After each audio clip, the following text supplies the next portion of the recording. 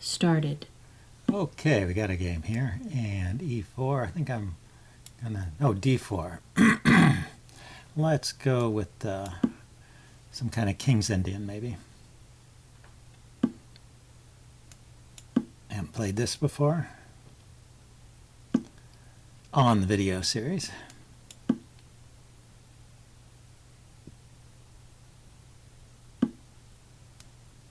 So far this is the main line, King's Indian. Let's see what he does here. If he pushes this pawn forward, the f3 move is considered the same-ish variation. The knight f3 is, oh, that's a different move. This is h3, trying to discourage my kingside attack. I'm going to go ahead and castle.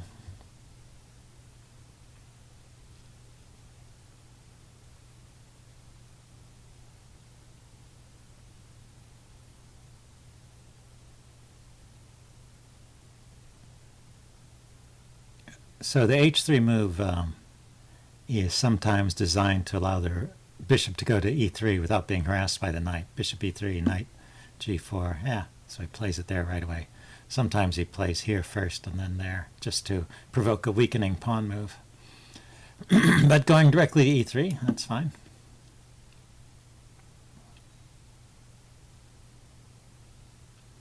Now white can take here and take, and it just leads to an exchange of queens in a pretty even position, so not the most popular move. The knight could have gone to a6 as well as to d7, but a lot of times it'll still end up on this square.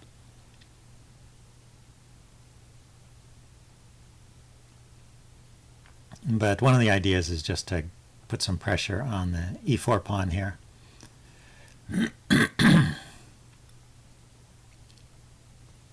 And I'm also considering playing the move a5. That will stop this move b5 kicking my knight.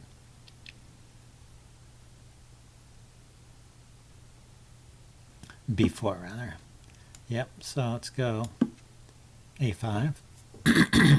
It sort of telegraphs my intentions, but the King's Indian is one of those openings where your opponent probably knows the moves you're going to play anyway.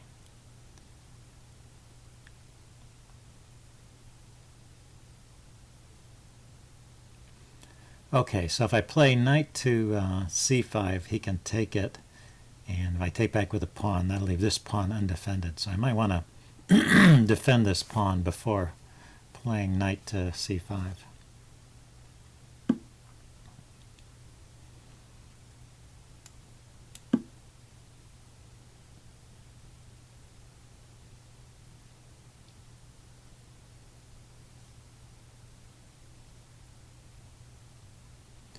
And I wanted to leave the rook on the f file because I'm thinking of playing f5 later, and maybe this file will open up for the rook, so I didn't want to move the rook over to e8 here and waste a little bit of time. Okay, so now's the time.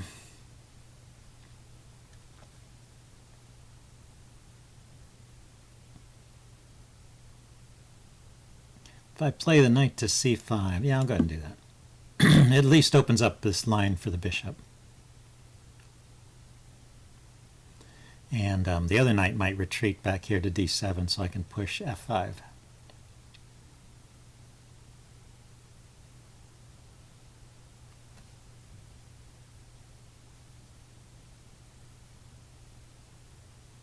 Let's see, I'm facing Arya Samrat from the USA.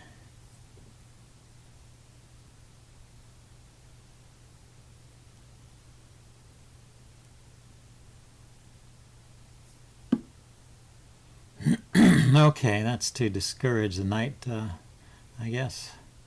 I'm not sure what that does. That weakens the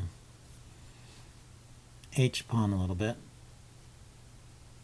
Controls these squares. I guess the idea may have been knight to h5 to f4, and now it keeps the knight out of f4. But I was thinking of coming back this way anyway. And I'm planning to push f5 here.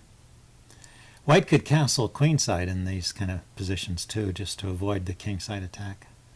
He set it up so he could go either way. But I have got some influence on the queen side as well. Okay, he's just shoring up his pawns. I'm going for this. I was pausing to make sure it's safe, but if he takes, I'm taking back with a pawn that's defended by the rook. And it's only attacked by the queen, so it's safe. And if I move this knight out of the way, it'll be protected. Oh, he's slowly expanding.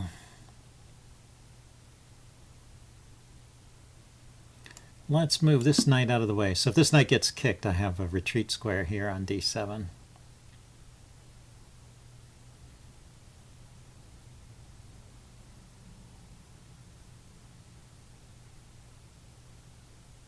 Now I have a lot of pressure on e4. Pawn is attacking it, then two knights, and he's got two defenders there. He pins the knight.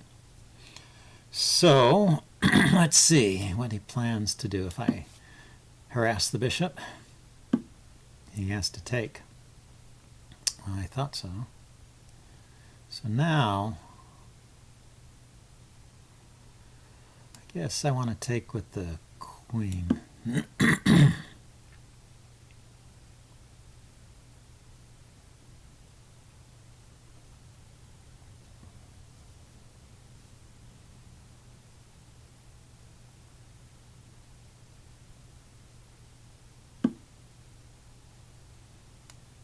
So let's grab this pawn. I notice that if he takes back with the knight, I can develop my bishop here and pin the knight against the queen. But he's immediately attacking my queen here.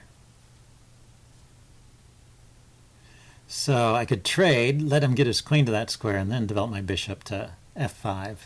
And that gives me this nice diagonal here, at least for the moment.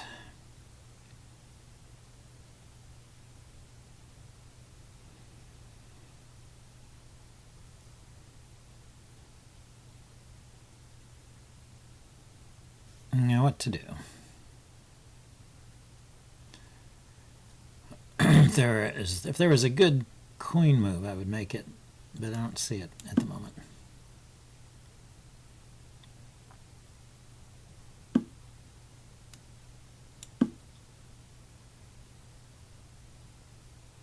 But maybe this is good. I can also push a pawn here, and I'll get my queen on this diagonal, which might be interesting. And where can his queen go anyway? His queen can go to that square. That doesn't seem good to me. Can it be trapped? These squares are all covered. And when I push up, he'll have to go forward to h5. And I can attack it with the bishop. Oh, he can escape to... I can almost trap it, but not quite. But what this will do is force the queen to an awkward square. And then I can push my e-pawn forward and bring threatening. Yeah, it actually threatens checkmate here, because the bishop and the queen are lined up against the king. Aha! Yeah, he defends with the knight. Very interesting. And the knight's attacking the bishop. Okay, let's kick the queen.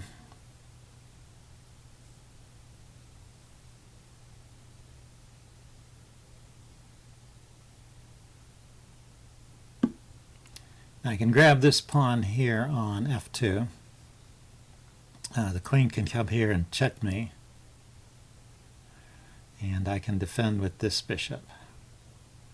If I grab the pawn here, and the rook attacks my queen, where do I go? I can go to this square with check. That might be useful. And I can also take the knight with my bishop now.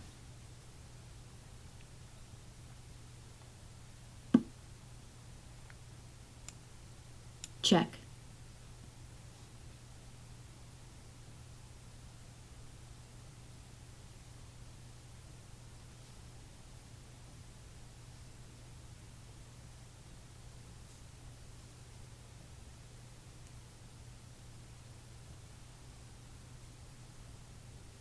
White resigns. Okay, I didn't know if he was going to resign there, but I guess it's tough to meet these threats. This knight is hanging, and he doesn't have a good way to defend that. Well, I will take a look at this. Perhaps he doesn't have a good way to defend this. I will take a look at this with the computer in a post-mortem. Hope you guys enjoyed that game, and see you next time. Bye.